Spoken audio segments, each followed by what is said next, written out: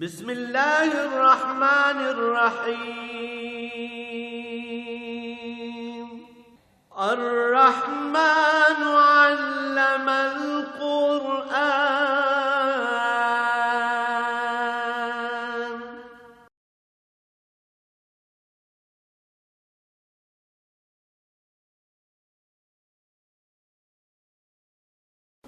الحمد للہ رب العالمین والصلاة والسلام علی حبیبہ محمد وآلہ وصحبہ اجمعین۔ اعوذ باللہ من الشیطان الرجیم، بسم اللہ الرحمن الرحیم۔ فتبسم ضاحکا من قولها وقال رب اوزعنی ان اشکر نعمتک التی انعمت علی وعلى والدي وأن أعمل صالحا ترضاه وأدخلني برحمتك في عبادك الصالحين۔ وتفقد الطير فقال ما لي لا أرى الهدهد أم كان من الغائبين لأعذبنه عذابا شديدا أو لأذبحنه أو ليأتيني بسلطان مبين۔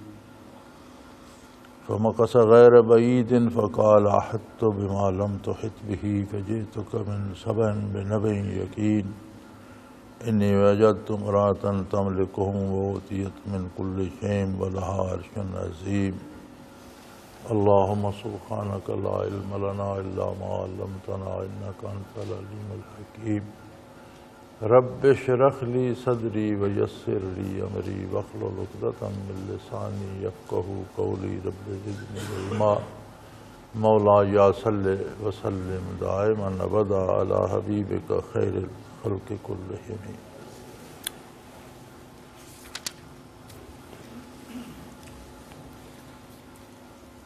پچھلے جمعے اس آیہ کریمہ کا مفہوم چل رہا تھا کہ چیونٹی نے جب دوسری چیونٹیوں سے کہا کہ اپنے اپنے بلوں میں چلی جاؤ، سلیمان علیہ السلام اور ان کا لشکر آ رہا ہے اور تمہیں ایسا نہ ہو کہ کچھ لی جاؤ اور انہیں خبر بھی نہ ہو۔ فتبسم ضاحکا من قولها، تو حضرت سلیمان علیہ السلام اگرچہ ابھی وادی میں داخل نہیں ہوئے تھے، لیکن اللہ نے انہیں وہ بات سنوا بھی دی، سمجھا بھی دی، اور اس کی بات پر وہ مسکرائے اور فرمایا اے اللہ، اے میرے پروردگار، مجھے توفیق دے کہ میں تیری نعمتوں کا شکر ادا کروں، جو تو نے مجھ پر فرمائی، میرے والدین پر فرمائی۔ اس پہ ہم غالباً پہلے عرض کر چکے ہیں کہ اللہ کریم کا نظام ہے، اس نے مخلوق کو اسی انداز سے پیدا فرمایا ہے، جانوروں میں، چیونٹیوں میں، پرندوں میں، ہر جگہ ایک نظام ہے، کوئی ان کا سردار ہے، کوئی سربراہ ہے، اور کسی کو رعیت بنایا ہے، کسی کو تابع بنایا ہے، کسی کو امیر، کسی کو غریب۔ تو ہر ایک کے اپنے حقوق بھی ہیں، فرائض بھی ہیں۔ ہمارے ہاں اب رواج یہ ہو گیا ہے کہ ہر بندہ حقوق کا مطالبہ کرتا ہے، اپنے فرائض کی فکر کوئی نہیں کرتا۔ روز ہڑتالیں ہوتی ہیں، کبھی اساتذہ سڑک پہ بیٹھے ہیں، کبھی ڈاکٹر بیٹھے ہیں، کبھی مزدور بیٹھے ہیں، کبھی تاجر بیٹھے ہیں، حقوق کا مطالبہ ہو رہا ہے۔ یہ سوچنے کا تکلف کوئی نہیں کرتا کہ میرے فرائض کیا ہیں۔ تو یہ حقوق پہ ڈاکہ کہاں پڑتا ہے؟ کیوں حقوق ضائع ہوتے ہیں؟ جب کوئی شخص اپنا فرض ادا نہیں کرتا تو کچھ لوگوں کے حقوق اس میں ضائع ہوتے ہیں۔ ہر بندے کا جو فرض ہے وہ کسی نہ کسی کا حق ہے۔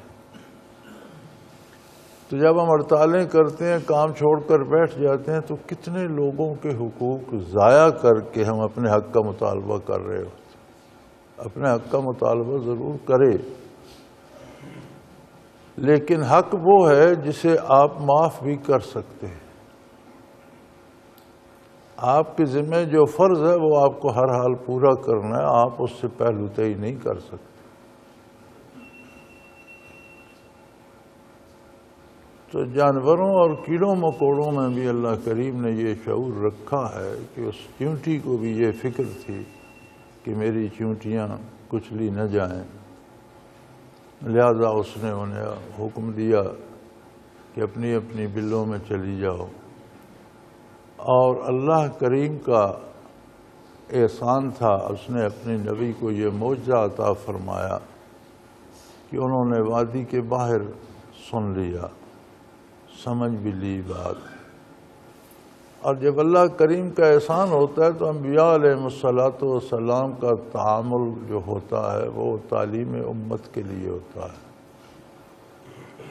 انہوں نے اس پر فخر نہیں فرمایا کہ میں اتنا عظیم انسان ہوں کہ میں نے چونٹی کی بات نہیں، بلکہ انہوں نے فرمایا اللہ اے رب العالمین، اے میرے پروردگار، یہ تیرے احسانات ہیں، اور مجھے توفیق عطا فرما کہ تیرے ان احسانات کا شکر ادا کر سکوں۔ میرے والدین پر احسانات فرمائے تو مجھے توفیق دے ان اعمل صالحا ترضاہ، کہ میں بھلے کام کر سکوں، عمل صالح کر سکوں۔ عمل صالح اور اس کے ساتھ وہ ترضا ہو تاکہ وہ آپ کی رضامندی کا سبب بنے۔ تو عمل میں دو قاعدے ہیں، ایک طرح کہ عمل صالح ہو۔ عمل کی صلاحیت یہ ہے کہ وہ شریعت کے مطابق ہو، ہر وہ کام جو شریعت کے مطابق ہے وہ صالح ہے، جو شریعت کے خلاف ہے وہ غیر صالح، یعنی اس کے کرنے کا انداز، تعامل جو ہے وہ شریعت کے مطابق ہو۔ دوسری بات عمل میں یہ ہے کہ وہ رضائے الہی کا سبب بنے۔ عمل کرنا ایک بات ہے اور عمل کا مقبول ہونا دوسری بات ہے۔ عمل کرنے میں اعضاء و جوارح اور ظاہر مکلف ہے کہ اسے شریعت کے مطابق انجام دے۔ اس کی قبولیت کے لیے خلوص شرط ہے کہ خالص اللہ کی رضا کے لیے ہو، اور دل سے، باطن سے، اندر سے محض اللہ کی رضا مطلوب ہو، یہ قبولیت کی شرط ہے۔ پھر قبول فرمانا اس کی اپنی پسند پہ، رحمت پہ ہے۔ تو آپ نے جو دعا فرمائی وہ یہ تھی کہ اللہ مجھے توفیق دے کہ تو نے جو نعمتیں مجھ پر فرمائی، میرے والدین پر فرمائی، میں ان کا شکر ادا کر سکوں۔ یعنی اللہ کی نعمت ہو کسی پر، بے پناہ نعمتیں ہیں اللہ کی، صحت بھی نعمت ہے، عہدہ مل جانا بھی نعمت ہے، دولت مل جانا بھی نعمت ہے، خود اپنا وجود جو ہے اس میں بے پناہ نعمتیں ہیں جو اللہ نے عطا فرمائی ہیں۔ تو نعمت مل جائے تو اس پہ اترانا نہیں چاہیے۔ عہدہ مل جائے، اقتدار مل جائے، حکومت مل جائے تو اس پہ اترانا نہیں چاہیے، بلکہ اللہ کا شکر ادا کرنا چاہیے۔ اور اللہ کا شکر کیا ہے، اس پہ بھی بڑی بحثیں ہیں، بڑا علماء نے اس پہ بہت لکھا ہے کہ شکر کسے کہتے ہیں، شکر ادا کرنے کا طریقہ کیا ہے۔ لیکن اس آیہ کریمہ نے ادائے شکر کا بھی طریقہ بتا دیا کہ اللہ مجھے نیک اعمال کی توفیق عطا فرما، اور وہ ایسے ہوں، خلوص کے ساتھ ہوں، تاکہ تیری بارگاہ میں قبول بھی ہو سکے۔ یعنی ان کا ظاہر شریعت کے مطابق ہو، ان کا باطن صرف تیری رضا کی اور تیری خوشنودی کی طلب ہو۔ وادخلنی برحمتک فی عبادک الصالحین، اور مجھے اپنے نیک بندوں میں شامل فرمائیے۔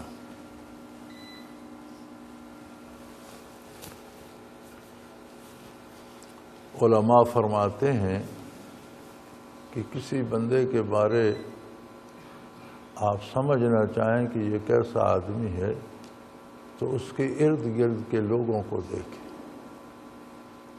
اچھوں کے ارد گرد اچھے لوگ ہوتے ہیں، نیکوں کے ارد گرد نیک لوگ ہوتے ہیں، بدکاروں کے ساتھی بھی بدکار ہوتے ہیں۔ تو یہ جو مجلس ہے یا لوگوں سے دوستی یا تعلق ہے، یہ بندے کے مزاج کی، اس کے کردار کی شناخت بن جاتا ہے۔ پھر اس میں جو نبی کریم صلی اللہ علیہ وآلہ وسلم نے متنبہ فرمایا وہ یہ ہے کہ مجلس کی تاثیر ہوتی ہے۔ کوئی دو بندے جو ملتے ہیں، دو میں سے ایک دوسرے کو متاثر ضرور کرتا ہے، ایک اثر پذیر ہوتا ہے، دوسرا اسے متاثر کرتا ہے۔ ہر بندہ ہر محفل میں کوئی نہ کوئی اثر لیتا ہے۔ تو آپ صلی اللہ علیہ وسلم نے فرمایا کہ نیکوں کے ساتھ رہنا، نیکوں کی محفل عطار کی دکان ہے۔ حدیث شریف کا مفہوم ہے کہ جیسے عطار کی دکان ہوتی ہے خوشبوئیں بیچنے والے کی، آپ وہاں بیٹھے رہیں تو ہو سکتا ہے کوئی خوشبو آپ خرید لیں، نہ خریدیں تو شاید وہ تحفے میں تھوڑی سی کوئی دے دے کہ یہ بھی ہے، آپ دیکھیں کیسی ہے۔ یہ بھی نہ ہو تو جتنی دیر بیٹھے رہیں گے اتنی دیر تو آپ خوشبو سے معطر ہوتے رہیں گے۔ اور برے لوگوں میں رہنا ایسا ہے جیسے آپ لوہار کی بھٹی پہ بیٹھے، ہو سکتا ہے کوئی لوہے کا گرم ٹکڑا اڑ کر آپ کو لگ جائے، زخمی کر دے۔ بچ بھی جائیں تو جتنی دیر بیٹھے رہیں گے تپش اور دھواں برداشت کرتے رہیں۔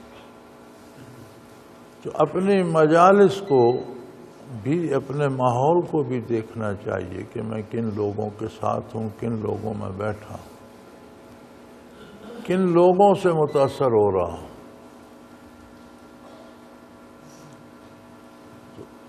سلیمان علیہ السلام نے دعا فرمائی کہ یا اللہ مجھے نیک اعمال کی توفیق عطا فرما۔ انبیاء معصوم ہوتے ہیں اور نیک بھی کرتے ہیں ہمیشہ، لیکن انبیاء کا کردار تعلیم امت کے لیے ہوتا ہے۔ تو شکر یہ ہے کہ اللہ کی اطاعت کی جائے اور خلوص دل سے کی جائے، دل کی گہرائی سے کی جائے، اور پھر دعا کی جائے کہ اللہ یہ بھی تو تیرا احسان ہے، مجھے شکر کرنے کی توفیق عطا فرمائے، یہ بھی تیرا احسان ہے، مجھے اطاعت کی توفیق عطا فرمائے۔ اس کو ہمیشہ قائم رکھ، اپنی اس عطا کو، اور مجھے ہمیشہ اپنے نیک بندوں کے ساتھ رکھ۔ ہمارا آج کا کردار بہت مختلف ہے، ہمارے مزاج عجیب ہیں۔ پہلے تو ہم اپنا اندازہ ہی نہیں کرتے کہ میں جو کھا رہا ہوں کیا وہ حلال ہے بھی یا نہیں، جس انداز سے کما رہا ہوں کیا وہ انداز کمانے کا حلال ہے، شرعاً جائز ہے یا ناجائز۔ پھر اگر توفیق مل جائے 2-4 نمازیں پڑھ لیں تو نماز پڑھنے کا نتیجہ تو یہ ہونا چاہیے کہ اور عجز آ جائے بندے میں، اور نیاز مندی آ جائے، مزید اللہ کی اطاعت کی توفیق ہو جائے۔ لیکن ہم پہ الٹا اثر ہوتا ہے، ہم 2-4 نمازیں پڑھ لیں تو پھر ہم سمجھتے ہیں اب دنیا میں وہ ہونا چاہیے جو میں چاہتا۔ بھائی اللہ کے بندے، نمازیں پڑھنے سے کوئی اللہ کی الوہیت میں شریک ہو جاتا ہے؟ یہ سوچنا کہ وہ ہو جو میں چاہوں، یہ تو شرکت ہے الوہیت میں۔ تم نمازیں پڑھ کے اللہ کی الوہیت میں شریک ہو گئے ہو، اور نماز پڑھنے کی توفیق کس نے دی؟ پھر کیا خبر تمہاری نماز مقبول ہے بھی کہ نہیں، اس میں خلوص ہے یا نہیں، اس میں پوری طرح سے شریعت کی پابندی ہے یا نہیں۔ اللہ کریم نے رزق کو بھی عبادات سے جوڑ دیا ہے. کلوا من الطیبات واعملوا صالحا. اور انبیاء کو حکم دیا یا ایھا الرسل کلوا من الطیبات واعملوا صالحا. اے انبیاء کی مقدس جماعت، کلوا من الصالح، صالح پاکیزہ یعنی حلال بھی ہو اور پھر وہ پاک طاہر بھی ہو. حلال بھی اگر لائیں اور اس میں تھوڑا سا ناپاک ملا دیں تو یہ بھی درست نہیں. حلال بھی ہو، پاک بھی ہو. وَاعْمَلُوا صَالِحًا، اور نیک کام کرو. یعنی کردار کی نیکی کا بہت سا مدار غذا کی حلت اور پاکیزگی پر ہے. تو ہمارے ہاں پہلے تو ہم رزق کے وسائل نہیں دیکھتے، جو مل جائے جہاں سے مل جائے پیسہ ملنا چاہیے. پھر اپنے کردار کو نہیں دیکھتے. تو عبادت کی توفیق اگر ملے تو یہ پھر اللہ کا مزید احسان ہے کہ وہ توفیق عطا کرے. اور ہمیشہ اللہ کے نیک بندوں کا ساتھ نصیب فرما. وَتَفَقَّدَ الطَّيْرَ، آپ اپنے لشکر کے ساتھ کسی طرف نکلے تو سلیمان علیہ السلام کے ساتھ ان کے لشکر میں انسان بھی ہوتے تھے، جن بھی ہوتے تھے، جانور بھی ہوتے تھے، پرندے بھی ہوتے تھے، ہوائیں بھی ساتھ ہوتی تھیں. ہر چیز پہ حکومت تھی ان کی. تو پرندوں کا جائزہ لیا. فقال ما لی لا اری الہدہد، کیا بات ہے مجھے ہدہد نظر نہیں آ رہا.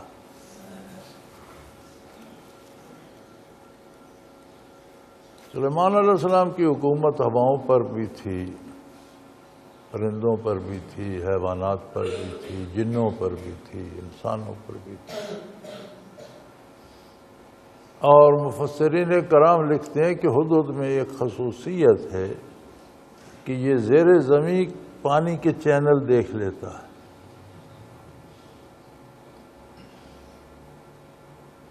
تو دوران سفر لشکر کو پانی کی ضرورت پیش آئی. بظاہر زمین پہ پانی نہیں تھا، ہدہد کی ضرورت پیش آئی. ہدہد غائب تھا، کیونکہ ہوتا یہ تھا کہ ہدہد دیکھ کر نشاندہی کرتا، جنات لگ جاتے، فوراً کھود لیتے، پانی نکل آتا. تو حضرت سلیمان علیہ السلام بہت ناراض ہوئے. اب یہ اللہ کی عطا ہے، جس چیز کو جو نعمت دے دیتا ہے. ہدہد کی نگاہ اتنی تیز ہے اس معاملے میں کہ زیر زمین پانی کے چینل دیکھ لیتا ہے. لیکن اسے علم غیب نہ سمجھا جائے، یہ ایک خصوصیت ہے جو اللہ نے اسے دی ہے. ورنہ وہی ہدہد تھوڑا سا دانہ ڈال کر جال لگا دیتے ہیں تو دانہ دیکھتا ہے، جال نظر نہیں آتا، پکڑا جاتا ہے. زیر زمین دیکھ لیتا ہے، زمین کے اوپر نظر نہیں آتا.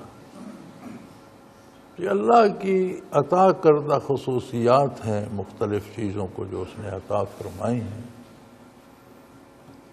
ہمارے یہاں ایک دفعہ ایک پانی کی تلاش کرنے والا بندہ آیا تھا. لوگ کچھ کرتے ہیں، نشاندہی کرتے ہیں یہاں پانی ہے. تو وہ مجھے بتا رہا تھا کہ آپ بھیڑوں کا گلہ کہیں پھر رہا ہو تو انہیں دیکھا کریں، جب سخت گرمی ہوتی ہے تو یہ اس جگہ جمع ہو جاتی ہیں جہاں زیر زمین پانی ہوتا ہے.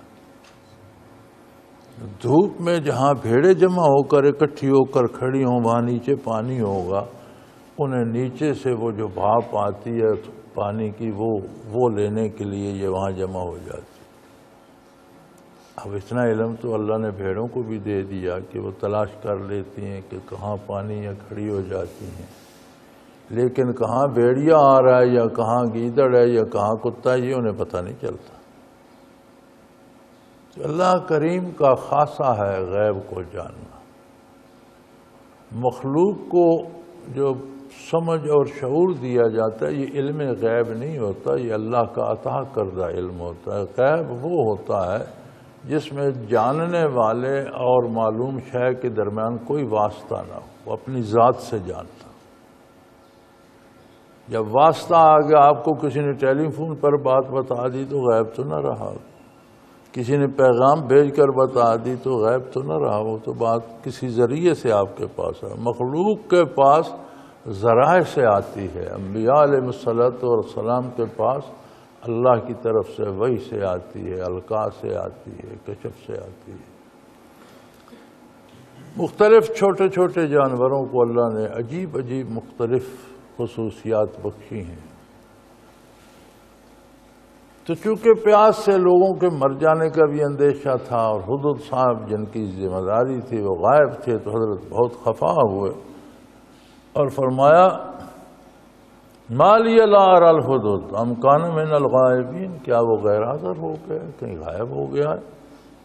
لَأُعَذِّبَنَّهُ عَذَابًا شَدِيدًا أَوْ لَأَذْبَحَنَّهُ أَوْ لَيَأْتِيَنِّي بِسُلْطَانٍ مُبِينٍ۔ فرمایا اس نے تو لوگوں کی جان خطرے میں ڈال دی، میں اسے سخت سزا دوں گا، سخت عذاب دوں گا، یا ہو سکتا ہے اسے ذبح کر دیا جائے، اس پر موت کی سزا وارد کر دی جائے، چونکہ یہاں لوگوں کے مرنے کا اندیشہ ہے اور وہ غائب ہے۔ یا پھر کوئی اولیات یعنی بسلطان مبین، واضح دلیل لائے گا کہ کیوں غیر حاضر ہے، بہانے نہیں، ایسی دلیل لائے گا جس میں وزن ہو، صداقت ہو، جو قابل قبول ہو۔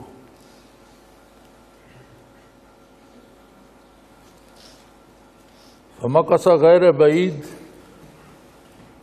تھوڑا ہی وہاں سے چلے تھے کہ حدود صاحب آ گئے، اور انہوں نے آتی عرض کی فقال احطت بما لم تحط به وجئتک من سبأ بنبأ یقین۔ اس نے آتی عرض کی کہ حضرت گستاخی معاف، دوران پرواز مجھ سے ایک دور سے سرسبز اور آداب شاداب اور بڑا آباد ملک نظر آیا تو میں ادھر چلا گیا، وہاں سے میں وہ خبریں لایا ہوں جو آپ کے پاس نہیں ہے، ایسی خبر لایا ہوں جو پہلے آپ کے پاس نہیں ہے۔ اب دیکھ لیں، ایک حقیر پرندہ اللہ کے نبی سے کہہ رہا ہے کہ میرے پاس خبر ہے آپ کے پاس نہیں ہے، اسے اللہ نے وہ دکھا دی، آپ تک ابھی تک وہ خبر پہنچی نہیں تھی، ہدہد کو اللہ نے اس کا سبب بنایا۔ تو میں سبا میں چلا گیا تھا، یمن کا دارالخلافہ تھا اس وقت سبا، اور وہاں حکومت تھی، وہاں سے میں ایک یقینی خبر لایا ہوں، اور وہ یہ ہے اللہ کے نبی انی وجدت امرأۃ تملکہم، میں نے وہاں ایک عورت کو حکومت کرتے پایا، وہاں جو قوم آباد ہے اس پر ایک خاتون کی حکومت ہے، وَأُتِيَتْ مِنْ كُلِّ شَيْءٍ، اور حکومت کے تمام وسائل اسے حاصل ہیں، بڑی بھرپور حکومت ہے، لاؤ لشکر، روپیہ پیسہ، وسائل ذرائع، اللہ نے ہر نعمت اسے دے رکھی ہے۔ وَلَهَا عَرْشٌ عَظِيمٌ، اور اس کا بہت بڑا تخت ہے، بڑا عجیب و غریب اور بہت عظیم تخت ہے اس کے پاس۔ لیکن عجیب بات یہ ہے وَجَدْتُهَا وَقَوْمَهَا يَسْجُدُونَ لِلشَّمْسِ مِن دُونِ اللَّهِ، میں نے اس خاتون کو اور اس کی قوم کو سورج کو سجدے کرتے ہوئے پایا ہے، اللہ کی بارگاہ کو چھوڑ کر سورج کی پوجا کرتے ہیں۔ وَزَيَّنَ لَهُمُ الشَّيْطَانُ أَعْمَالُهُمْ، اور شیطان نے ان کے اس کردار کو انہیں بڑا خوبصورت بنا کر دکھایا ہے۔ فَصَدَّهُمْ عَنِ السَّبِيلِ وَهُمْ يَهْتَدُونَ فَهُمْ لَا يَهْتَدُونَ، شیطان نے انہیں اس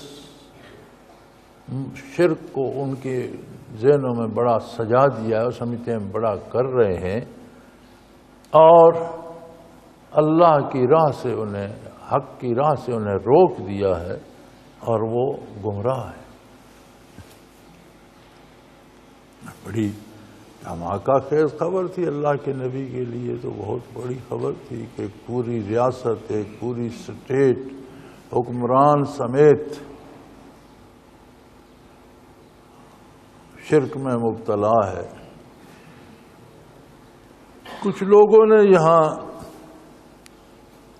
یہ دلیل لینے کی کوشش کی ہے کہ سبا کی قوم پر بھی تو ملکہ سبا خاتون حکمران تھی، پھر یہ کہا گیا کہ فتح کے بعد یا ان کی اطاعت کے بعد سلیمان علیہ السلام نے اس سے ملکہ سبا سے شادی کر لی اور اسے حکومت پہ برقرار رکھا۔ تو مفسرین کرام فرماتے ہیں پہلے تو یہ بات قابل تصدیق ہے، اس کی کوئی تصدیق نہیں ہو سکی کہ سلیمان علیہ السلام نے اس سے نکاح کیا تھا یا نہیں، اس کی کوئی دلیل نہیں ہے، اس کا ثبوت نہیں ہے۔ دوسری بات یہ ہے کہ اگر سلیمان علیہ السلام نے نکاح کیا اور اسے اقتدار پہ بحال رکھا تو پھر حکومت اس کی نہ رہی، حکومت سلیمان علیہ السلام کی ہوگی اور ان کی طرف سے نائب مقرر ہوگی، اگر یہ مانا جائے۔ تیسری بات اور سب سے بڑی بات یہ ہے کہ ہمیں اتباع کرنا ہے محمد الرسول اللہ صلی اللہ علیہ وسلم کا، پہلی امتوں کا نہیں۔ پہلی امتوں میں جو کچھ ہوا ہے اسے بطور عبرت تو اختیار کیا جا سکتا ہے، اس سے سبق حاصل کیا جا سکتا ہے۔ کسی نے اچھائی کی انعام پایا، اس سے عبرت حاصل کریں، برائی کی سزا پائی، اس سے عبرت حاصل کریں، لیکن ہمیں اتباع آقا نامدار صلی اللہ علیہ وسلم کا کرنا ہے۔ ایک دفعہ ایک مجلس میں جانے کا اتفاق پر تو وہاں ایک بندہ اعتراض لیے بیٹھا تھا کہ ابراہیم علیہ السلام نے جب اسماعیل علیہ السلام کی جگہ جنت سے آیا ہوا دمبا ذبح کر دیا تو اس کا گوشت کہاں تقسیم کیا، کس کو کھلایا؟ آپ کہتے ہیں قربانی کا گوشت تقسیم کرو۔ میں اتفاقاً وہاں گیا تو یہ بحث چل رہی تھی، میں نے کہا بے وقوفو، تمہیں ابراہیم علیہ السلام کے دمبے سے کیا غرض ہے؟ اگر نبی کریم صلی اللہ علیہ وسلم قربانی نہ کرتے، قربانی کا حکم نہ دیتے تو ہم قربانیاں کرتے؟ ہم مکلف ہیں محمد الرسول صلی اللہ علیہ وسلم کے، اور آپ صلی اللہ علیہ وسلم نے یہاں تک فرمایا کہ قربانی کے جانور کے گلے میں جو رسی ہو وہ بھی صدقہ کر، قربانی کا گوشت بانٹو، خود بھی کھاؤ، عزیزوں میں بھی بانٹو، غرباء میں بھی بانٹو۔ اور ہم تو قربانی کرتے ہیں حضور کے اتباع۔ آپ شریعت ابراہیمی کا ہم سے سوال کیوں کر رہے ہیں؟ تو ہم پہلی شرائع سے عبرت حاصل کر سکتے ہیں، سبق حاصل کر سکتے ہیں، رہنمائی، لیکن اتباع محمد الرسول اللہ صلی اللہ علیہ وسلم کا کیا جائے گا۔ بلکہ صحابہ کرام کچھ دیکھ رہے تھے، نبی کریم صلی اللہ علیہ وسلم تشریف لائے مسجد نبوی میں، تو آپ نے پوچھ لیا کیا دیکھ رہے ہو؟ یا رسول اللہ تورات کا ایک ورق کہیں سے ملا ہے، اسے دیکھ رہے ہیں۔ آپ کا رخ انور سرخ ہو گیا۔ تمہیں تورات پڑھنے کی ضرورت کہاں سے پیش آئے؟ آج اگر خود موسیٰ علیہ السلام یہاں اس دنیاوی زندگی کے ساتھ موجود ہوتے تو میرے اتباع کے بغیر انہیں کوئی چارہ نہ۔ لو کان موسیٰ حی لما وسعہ الا اتباعی او کما قال رسول اللہ صلی اللہ علیہ وسلم، کہ آج خود موسیٰ علیہ السلام جن پر تورات نازل ہوئی آج اس دنیاوی زندگی میں حیات ہوتے تو میرے اتباع کے بغیر کوئی دوسرا چارہ نہیں۔ تم آج کیوں تورات لیے بیٹھ، قرآن پڑھو۔ تو سب سے بڑی بات یہ ہے کہ ہمیں اتباع کرنا ہے محمد الرسول اللہ صلی اللہ علیہ وسلم۔ تو عورت کی حکومت کی اجازت شریعت اسلامیہ میں نہیں ہے۔ نماز کی امامت نہیں کر سکتی، اذان نہیں کہہ سکتی، تو امامت کبریٰ ملک کی حکومت کیسے کر سکتی؟ اب آگے جو ہمارے ہاں اب خواتین کی حکومتیں بنتی ہیں تو اس میں جو علماء اس کے حق میں ہیں وہ یہ کہتے ہیں کہ یہ خود مختار حکومتیں نہیں ہیں، یہ بادشاہتیں نہیں ہیں،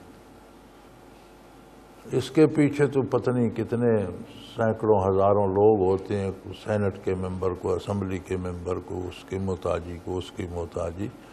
تو یہ برائے نام حکومتیں ہوتی ہیں کہ ایک بندے کو نمائندہ بنا دیا جاتا ہے، یہ ملی جلی بہت سے لوگوں کی حکومتیں ہوتی ہیں۔ بہرحال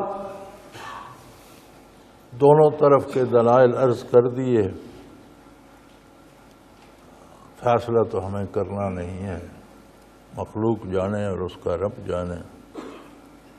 تو اس نے عرض کی کہ اللہ کے نبی، میں نے تو ایک قوم کو پایا، وہاں ان کی ملکہ ہے، عورت کی حکومت ہے، ان پر بڑی مضبوط حکومت ہے، وَأُوتِيَتْ مِنْ كُلِّ شَيْءٍ، اللہ نے اسے سارے وسائل دیے ہیں حکومت کے، وَلَهَا عَرْشٌ عَظِيمٌ، بہت بڑا عظیم تخت ہے اس کا۔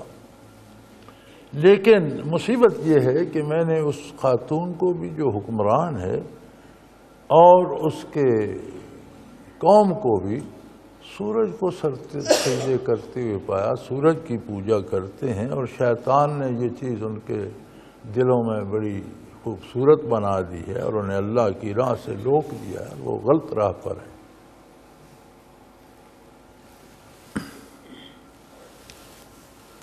اللہ یسجد للہ الذی یخرج الخبء فی السماوات والارض ویعلم ما تخفون وما تعلنون۔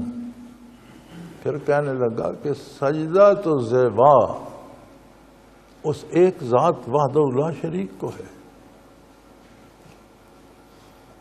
جو ہر بیج سے پودا نکالتا ہے اور جو ایک ایک قطرہ بارش کا وہاں پہنچاتا ہے جہاں اسے پہنچنا چاہیے۔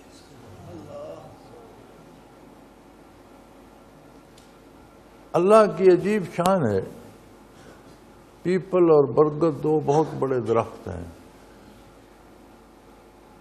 بہت اونچے، بہت چوڑے، بہت پھیل جاتے ہیں، صدیوں عمر ہے ان کی۔ کہا یہ جاتا ہے کہ یہ پودا برگد کا جو ہے یا پیپل کا یہ 150-200 سال کا جا کر جوان ہوتا ہے، صدیوں عمر ہے ان کی، اور چھوٹا سا پھل اس پہ لگتا ہے، اس میں جو اس کا بیج ہے وہ میں یہ سمجھتا ہوں وہ خشخاش کے دانے سے بھی چھوٹا دانہ ہے۔ اب اللہ کی ایسی عجیب شان ہے کہ وہ سیدھا زمین میں جذب ہوتا رہے، وہ اتنا سخت ہے کہ وہ پھوٹتا نہیں۔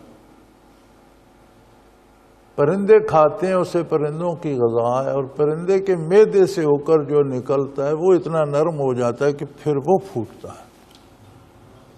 اس لیے آپ دیکھیں گے اکثر برگد کے یا پیپل کے چھوٹے چھوٹے پودے کسی دیوار میں اگے ہوئے ہوں گے، بعض اوقات درختوں کی کھو میں اگے ہوتے ہیں، کیونکہ وہاں وہ اس پرندے نے بیٹھ کی، بھی گرا اور وہ نرم تھا، وہاں پیدا ہو گیا۔ اب وہ جو خسخاس سے بھی چھوٹا بیج ہے، اس میں وہ عظیم درخت پیپل کا سارا سمایا، ایسی مائکرو بنائی ہے اللہ نے اس کی کہ وہ پورا درخت اس میں سے نکل کے اتنا تناور بن جاتا ہے۔ تو حدود نے کہا سجدے کے لائق تو وہ ہے جو گٹھلیوں سے تنے نکالتا ہے، درخت نکالتا ہے، بناتا ہے، اور پھر جو ایک ایک قطرہ بارش کا وہاں پہنچاتا ہے جہاں اسے پہنچنا چاہیے۔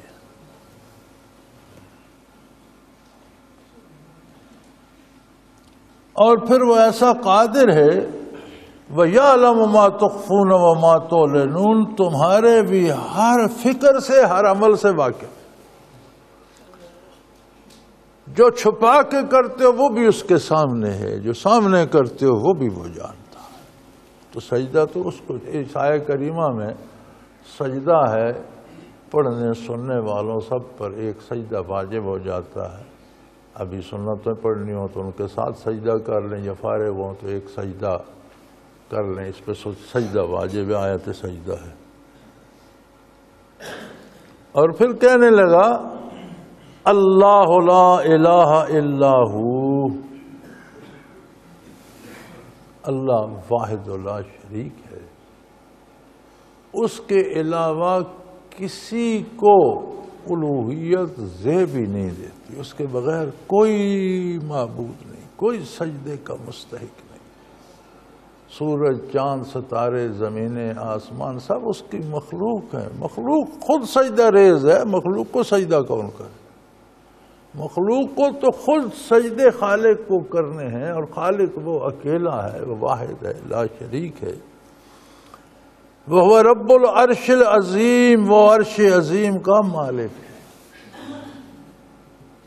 کیونکہ کائنات کے بارے آتا ہے نا کہ کائنات کا سیکریٹریٹ عرش پر ہے. جتنی کائنات وسیع ہے اس میں جو کچھ ہوتا ہے اسے وہ سیکریٹریٹ سے کنٹرول کیا جاتا ہے. کہاں کس نے پیدا ہونا ہے، کس نے مرنا ہے، کون دانہ پیدا ہونا ہے، کون بننا ہے، کس کو کیا رزق ملنا ہے، کون سی ہوا کس کے نصیب میں ہے. ہر ذرہ جو حرکت کرتا ہے. تو فرمایا خود عرش عظیم جو ہے وہ اس کی مخلوق اس کی تابع ہے، اس کی حکومت اس کے پاس ہے. سو کسی دوسرے کو تو سجدہ کرنا زیب ہی نہیں دیتا. بہت بڑی خبر تھی. تو آج کل کیا کہتے ہیں، بریکنگ نیوز. ہاں ہوتی تو بارکنگ نیوز ہیں، کہتے بریکنگ نیوز ہیں. انہوں نے نام بدلے ہوئے ہیں، تھوڑے تھوڑے سپیل بدلے ہوئے ہیں. تو یہ تو واقعی بہت بڑی خبر تھی. لیکن کسی خبر کو سن کر یقین کر لینا یہ قاعدہ شرعی نہیں ہے. ہر خبر کے لیے یہ قاعدہ ہے کہ اس کی تصدیق کی جائے. تو آپ نے فرمایا قال سننظر اصدقت ام کنت من الکاذبین. خبر تو بہت بڑی ہے لیکن ہم دیکھیں گے، پتہ کرتے ہیں تم سچ کہہ رہے ہو یا جان بچانے کے لیے بہانہ تراشا ہے. بہت بڑی خبر ہے لیکن تصدیق ضروری ہے. تصدیق کریں گے. ہمارے ہاں زیادہ جھوٹ وہ چلتا ہے جو ہم سن کر آگے بیان کرتے ہیں بغیر تصدیق و تحقیق کے. نبی صلی اللہ علیہ وسلم کا ارشاد ہے کہ کسی کے جھوٹا ہونے کے لیے یہی کافی ہے کہ ہر سنی بات آگے بیان کر. کفا بالمرء کذبا. کسی کے لیے جھوٹا ہونے کے لیے یہ کافی ہے کہ جو سنے وہی آگے چلا دے، تحقیق نہ کرے کہ یہ صحیح ہے یا غلط. تو انہوں نے فرمایا بھئی تصدیق کر کے دیکھتے ہیں کہ تو نے سچ کہا یا بہانہ بنایا، جھوٹ بولا. اب تحقیق کا طریق اللہ کے نبی نے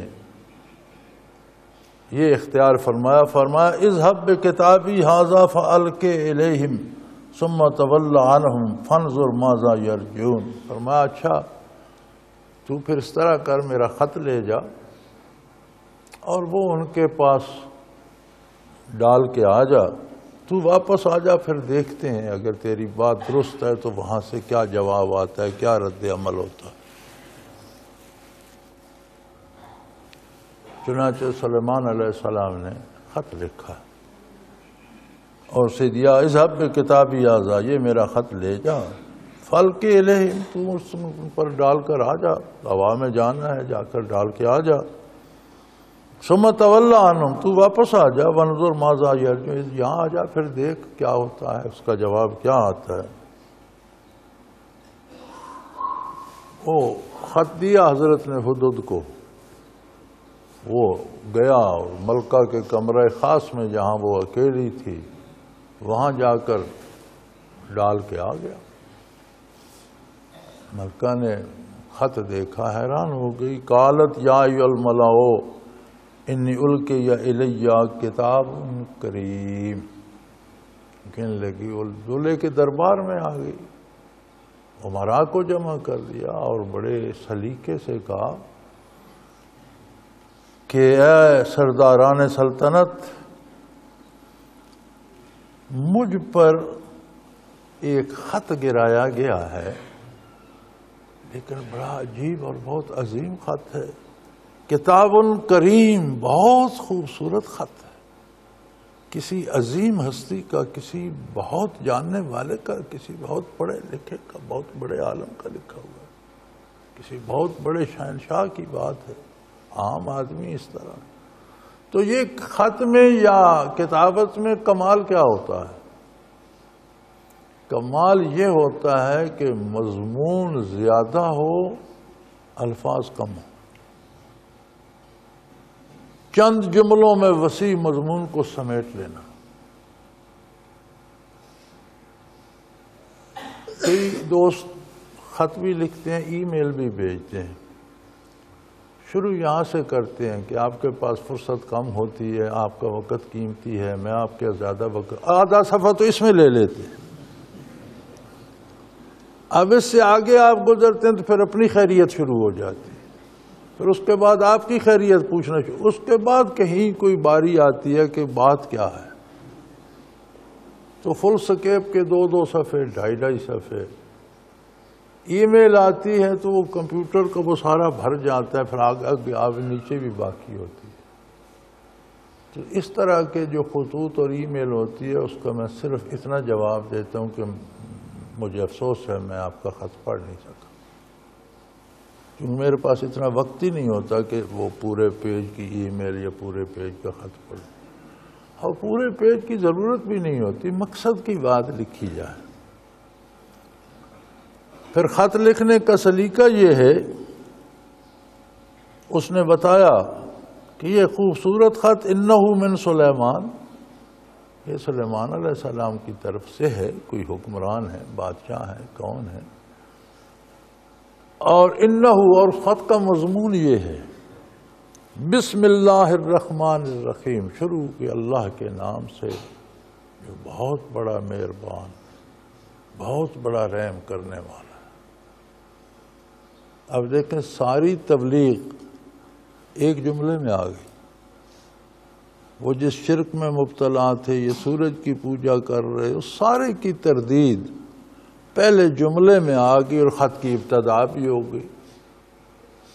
تو خط کسی کو بھی لکھا جائے اللہ کے نام سے شروع کیا جائے، اور لکھنے والے کا نام پہلے ہونا چاہیے، میں فلاں ہوں، اللہ کے نام سے یہ لکھ رہا ہوں۔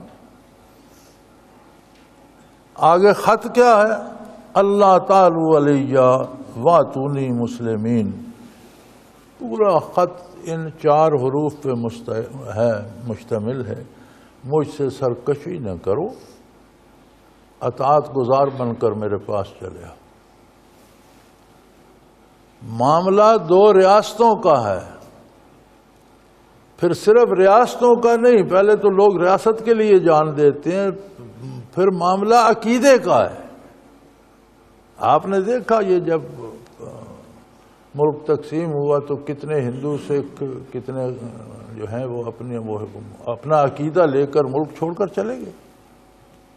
ریاست سے بھی، حکومت و سلطنت سے بھی، گھر بار سے بھی عقیدہ عزیز ہوتا ہے، یہاں معاملہ عقیدے کا بھی ہے۔ ریاست کو بھی میرے تابع کرو، عقیدہ بھی میرے والا اختیار کرو۔ فرمایا اللہ تعالی علیہ، میرے سامنے اکڑ وکڑ نہیں چلے گی، مجھ پر سرکشی مت کرو۔ واتونی مسلمین، اور فرما بردار بن کر میرے پاس آئے۔ یہ سارا خط ہے۔ تبھی ملکہ سبا نے کہا عجیب خط ہے یار، اس کے لکھنے والا کو بڑا عظیم انسان ہے، اس نے سارے معاملات 2 جملوں میں کہہ دیے۔ قالت یا الملأ افتونی فی امری ما کنت قاطعۃ امرا حتی تشہدون، تو کہنے لگی اے امراء سلطنت، میں ہمیشہ تمہارے مشورے سے فیصلے کیا کرتی ہوں، اس معاملے میں بھی مشورہ دو، کیا کریں، کیونکہ میں تو کوئی فیصلہ تمہاری رائے اور تمہارے مشورے کے بغیر نہیں کیا کرتی۔ امراء سلطنت نے کہا قالو نحن اولو قوت و اولو باس شدید، کہ اے ملکہ عالیہ، جہاں تک جنگی استعداد کی طاقت ہے تو ہم بڑے طاقتور اور شدید جنگجو لوگ ہیں، ہماری جنگی استعداد بہت زیادہ ہے۔ مفسرین کرام لکھتے ہیں کہ ملکہ سبا کا دادا بھی عظیم حکمران تھا، سلطنت اس کی وراثت میں آ رہی تھی، اس کا باپ جو تھا اس نے کسی جنی عورت سے شادی کی تھی، اور یہ ملکہ سبا جو ہے اس جنی عورت کی بیٹی تھی. اس واسطے سے جنات بھی اس کے ساتھ رہتے تھے. وہ اس کا جو قبیلہ تھا وہ تکڑے لوگ تھے. تو یہاں ایک مسئلہ زیر بحث آیا ہے کہ انسانوں اور جنات میں کیا شادی ممکن ہے، ہو سکتی ہے. دوسرا سوال یہ ہے کہ کیا یہ جائز ہے. جہاں تک پہلے سوال کا تعلق ہے اس سے تو انکار نہیں کیا جا سکتا، یہ ممکن ہے. دوسرا جو ہے اس کے جواز کے علماء خلاف ہیں، یہ جائز نہیں ہے. جنوں کو جنوں سے شادی کرنی چاہیے، انسانوں کو انسانوں سے. جہاں تک ہو سکنا یا امکان ہے اس کا، یہ درست ہے کہ آج بھی یہ واقعات ملتے ہیں کہ نسل انسانی کی خواتین سے جن بدکاری کرتے ہیں اور جنی عورتیں بعض مردوں سے بدکاری کرتے ہیں. یہ آج بھی ثابت ہے، یہ ہوتا ہے، وقوع پذیر ہوتا ہے. اور اس طرح کے مریض یہاں بھی آتے ہیں، میرے پاس بھی آتے ہیں. جہاں تک اس کا شرعی جواز ہے علماء اس کے قائل نہیں ہیں. وہ کہتے ہیں کہ کوئی عورت ناجائز حاملہ ہو گئی تو آپ اسے اگر عدالت پوچھتی ہے، وہ کہتی ہے میری ایک جن سے شادی ہے، آپ کے پاس کیا ثبوت ہے؟ لہذا اس کا کوئی شرعی جواز نہیں، اجازت نہیں دی جا سکتی. اگر پہلی امتوں میں ہوئی ہیں تو وہ ان امتوں کا اصول تھا، ہم اس کے مکلف نہیں ہیں. اقام المرجان فی احکام جان. اقام المرجان، الف کاف کش والا، الف میم المرجان. اقام المرجان فی احکام جان. لائبریری میں ہماری میں یہ کتاب موجود ہے، اس میں اس پر تحقیق ہے اور واقعات بھی نقل کیے گئے ہیں کہ کہاں کہاں جنوں کی کس زمانے میں انسانوں اور جنوں کے درمیان یہ رشتہ ہوا. لیکن شریعت آقا نامدار میں اس کا کوئی جواز نہیں اور نہ کوئی واقعہ ایسا ملتا ہے کہ کسی نے نکاح کیا ہو. ہاں ناجائز تعلقات وہ آج بھی ثابت ہیں. تو اس کے پاس ایک وہ قوت بھی تھی، اس کا اپنا لشکر، اپنے لوگ، وہ بڑے جفا کش جنگجو اور تکڑے تھے. تو ان سرداروں نے کہا کہ آپ جانتی ہیں ہمارے پاس بڑی فوجی قوت ہے، ہم ایک بہت فوجی طاقت ہیں اور ہم بڑے جنگجو لوگ ہیں. والامر الیک، حکم تو آپ کا ہے، فیصلہ تو آپ نے کرنا ہے. فانظری ماذا تأمرین، دیکھتے ہیں، آپ دیکھ لیں کس میں مصلحت ہے، کون سا صلح بہتر ہے، یہ جنگ بہتر ہے. یہ فیصلہ چونکہ حکومت آپ کی ہے، حکم آپ کا ہوگا. تو اس نے بڑی دانائی سے جواب دیا. اس نے کہا دیکھو جنگ میں دونوں امکان ہوتے ہیں، جیت جانے کا بھی امکان ہوتا ہے، ہار جانے کا بھی امکان. جنگ جب ہوتی ہے تو کسی کے پاس پہلے فیصلہ یقینی نہیں ہوتا کہ یہ ہوگا. ہر کوئی جیت کی امید پہ لڑتا ہے لیکن دو میں سے ایک کو ہارنا ہوتا. تو اس نے کہا اگر ہار جائے بندہ جنگ اور کوئی فاتح حکمران اس کے ملک میں، اس کے شہروں میں داخل ہو تو ان الملوک اذا دخلوا قریۃ افسدوها، تم بادشاہ جب بحیثیت فاتح ممالک میں داخل ہوتے ہیں تو شہروں کو تباہ کر دیتے ہیں. وجعلوا عزت اہلها اذلہ، اور وہاں کے بڑے بڑے لوگوں کو ذلیل اور رسوا کر دیتے ہیں. وکذالک یفعلون، اور جنگ کے بعد ایسا ہی ہوتا ہے. لہذا جنگ کرنے سے پہلے یہ سارے امکانات دیکھ لینے چاہیے. میری کامیابی کے کتنے امکان ہیں، مخالف کون ہے، اس کی طاقت کیا ہے. اور وہ کہنے لگی میرا مشورہ ایک اور ہے، میں انہیں تحائف بھیجتی ہوں، بہت سی دولت دے کے بھیجتی ہوں اپنے بندوں کو.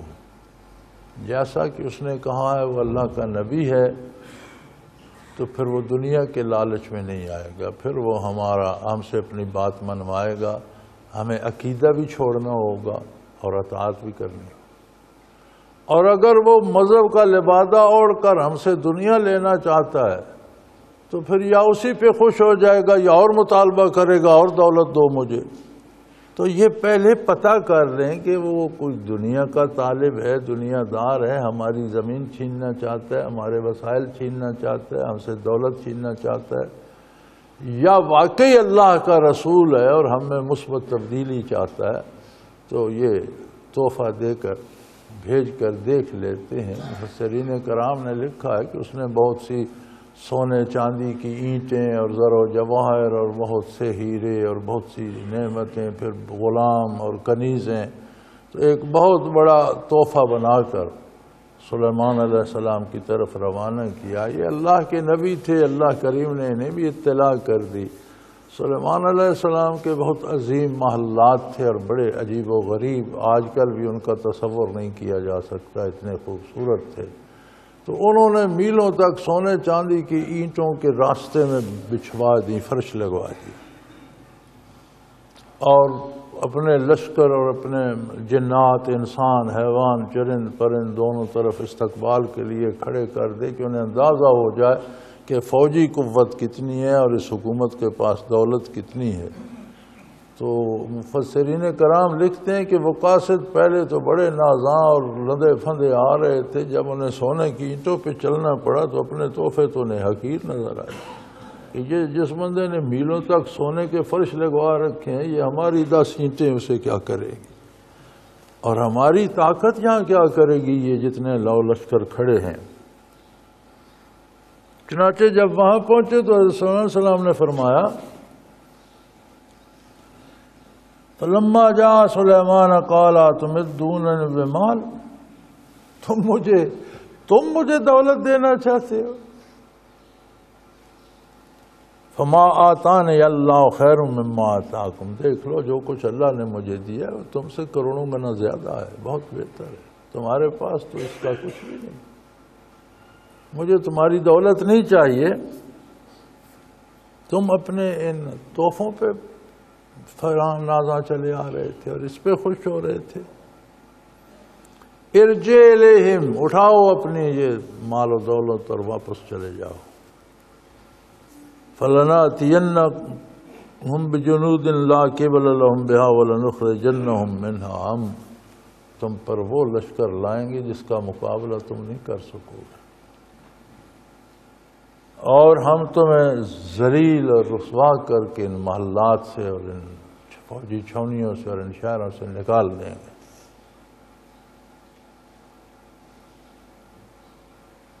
پھر آپ کو خیال آیا، انہیں تو واپس کر دیا کہ جاؤ یہ دولت لے جاؤ، اپنی ملکہ کو جا کر دو اور اسے کہو ہماری فوج کا انتظار کرے، تم مقابلہ نہیں کر پاؤ گے۔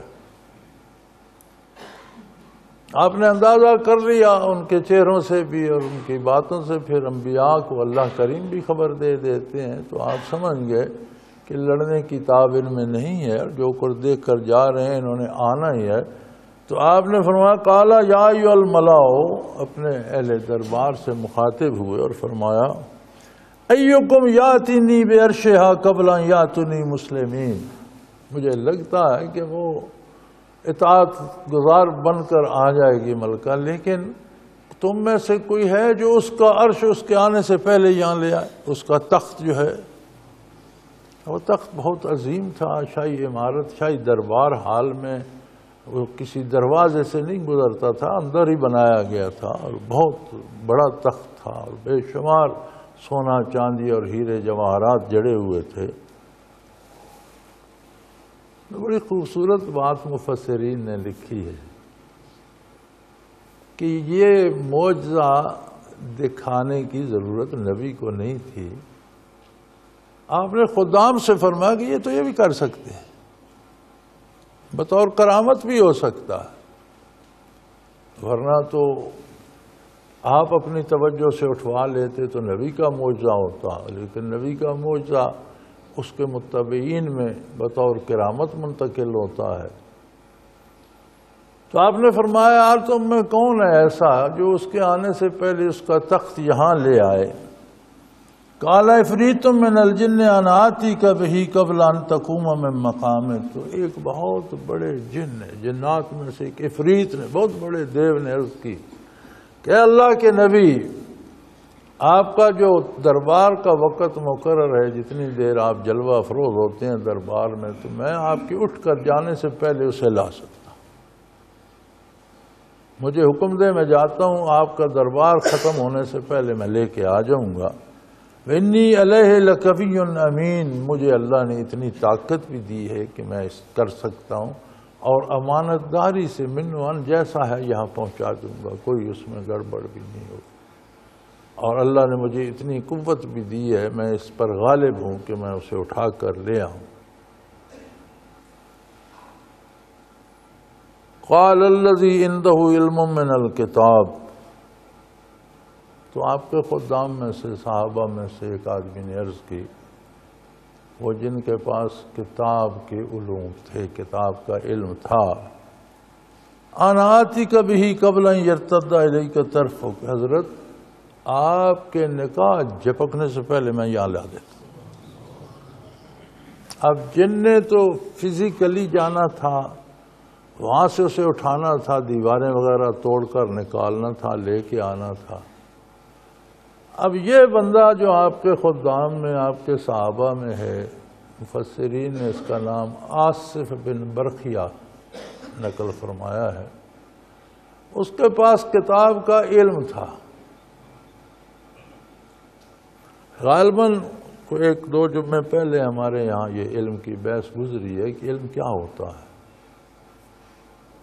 یہ جو ہم پڑھتے ہیں، سنتے ہیں، تجربہ کرتے ہیں، یہ ہمارے پاس خبر ہوتی ہے، یہ علم نہیں ہوتا۔ جسے ہم علم کہتے ہیں نا، یہ علم نہیں ہوتا، یہ خبر ہوتی ہے۔ علم وہ ہوتا ہے جس کی کیفیات بھی منتقل ہو جائے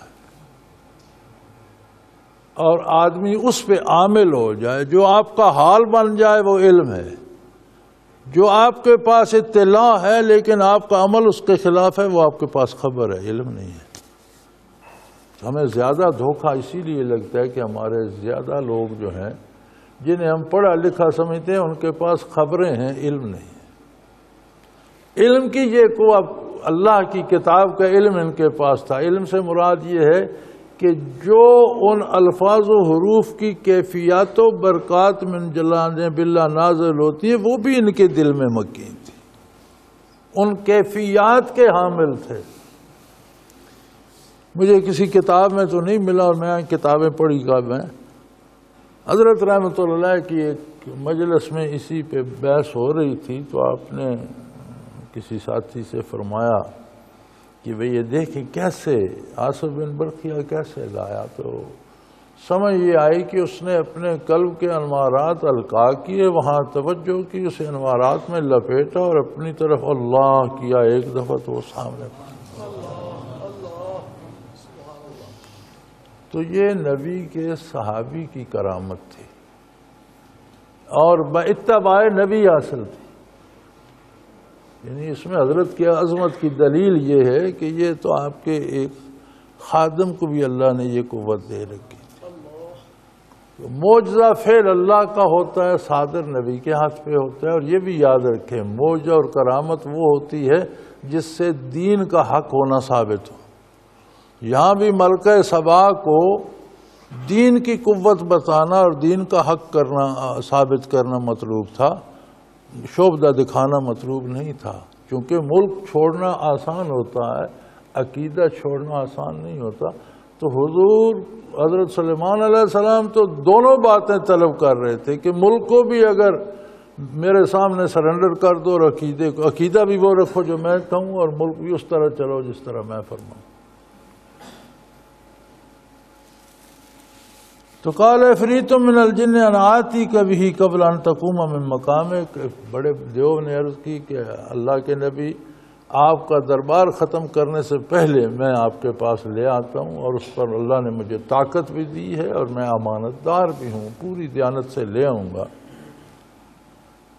قال الذی عنده علم من الکتاب، جس کے پاس کتاب کا علم تھا، اس نے عرض کیا یہ علم ہے، یعنی جو کچھ آپ پڑھ رہے ہیں، سن رہے ہیں، دیکھ رہے ہیں، اس کی جو کیفیات ہیں وہ بھی آپ کے دل میں موجود ہے، تو یہ علم ہے۔ اور خالی بات آپ کے پاس ہے، عمل اس کے خلاف ہے، تو وہ آپ کے پاس خبر ہے۔ اناتی کا بھی قبل ان یرتد الیک طرفک، آپ کے پلک جھپکنے سے پہلے میں لے آتا ہوں۔ فلما راؤہ مستقر عندہ، آپ نے دیکھا تو وہاں تخت موجود پڑا تھا، آپ کے سامنے پڑا تھا۔ قال ھذا من فضل ربی، فوراً انہوں نے سلیمان علیہ السلام نے فرمایا یہ اللہ کا احسان ہے۔ فوراً آپ کی زبان مبارک پہ جاری ہو گیا کہ یہ تو اس کا انعام ہے، اس کا احسان ہے، اس نے یہ طاقت دے دی اور اس نے یہ کر دیا۔ لیبلونی، اور یہ امتحان بھی ہے کہ ہم اپنی طاقت پہ نازاں ہو جاتے ہیں یا اس کے احسان پہ فخر کرتے ہیں، یہ ہم اپنا کمال سمجھتے ہیں یا اس کی عطا سمجھتے ہیں۔ یہ ایک امتحان بھی ہے، اشکر و ام اکفر، ہم اس کا شکر ادا کرتے ہیں یا ناشکری کرتے ہیں۔ ومن شکر فانما یشکر لنفسہ، جو شکر ادا کرتا ہے وہ اپنا بھلا کرتا ہے۔ کسی کے شکر ادا کرنے سے عظمت الہی بڑھ نہیں جاتی اور کسی کی ناشکری کرنے سے اس کی شان میں کوئی فرق نہیں آ جاتا۔ ومن شکر فانما یشکر لنفسہ، جو شکر ادا کرتا ہے وہ اپنا بھلا کرتا ہے، اپنے لیے بہتر کرتا ہے۔ ومن کفر فان ربی غنی کریم، اور جو ناشکری کرتا ہے اللہ کسی کا محتاج نہیں ہے، ہاں وہ بہت کریم ہے، ایسے لوگوں کو بھی برداشت کیے رکھتا ہے، ناشکروں کو بھی مہلت دے دیتا ہے، توبہ کریں تو قبول کر لیتا ہے، ورنہ زندگی جو دی ہے مہلت دے دیتا ہے، روزی دیتا ہے، صحت دیتا ہے، کریم ہے، اس کے کرم کی کوئی انتہا نہیں، لیکن وہ کسی کا محتاج نہیں ہے، وہ غنی ہے، کوئی اسے سجدہ کرے نہ کرے اسے سجدے کی احتیاج نہیں، جو کرتا ہے وہ اپنے لیے بہتر کرتا ہے، جو نہیں کرتا وہ اپنے لیے مصیبت پیدا کر رہا ہے۔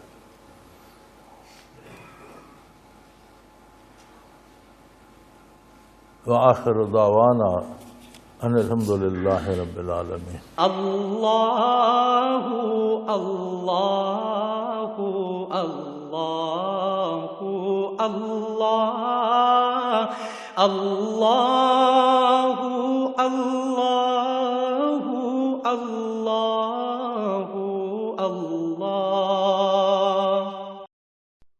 حضرت امیر محمد اکرم آوان مد ذلہ العالی دارالعرفان منارہ ضلع چکوال میں سالہ سال سے قرآن و حدیث کے اوپر خطابات کر رہے ہیں اور سلسلہ نقشبندیہ اویسیہ کے مطابق لوگوں کو ذکر الہی کی تربیت دے رہے ہیں۔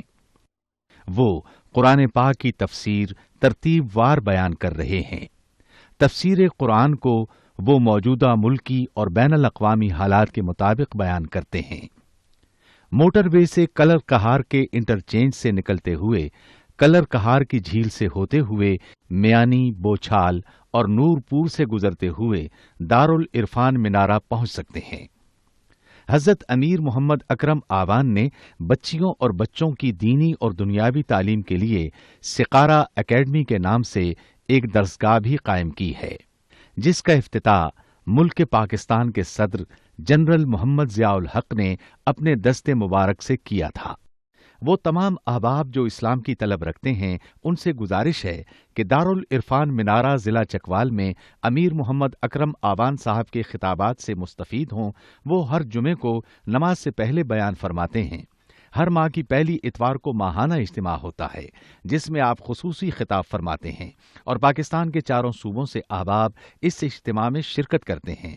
اس کے علاوہ یہاں سال میں 2 مرکزی اجتماعات بھی ہوتے ہیں، ایک رمضان المبارک میں اعتکاف کا اجتماع اور دوسرا جولائی اور اگست میں 40 دن کا اجتماع ہوتا ہے جس میں روحانی تربیت کی جاتی ہے۔ اپنا خون سیماب دے کر اتنا ہم کر جائیں گے، نام آقا کا چمن میں پھر رقم کر جائیں گے۔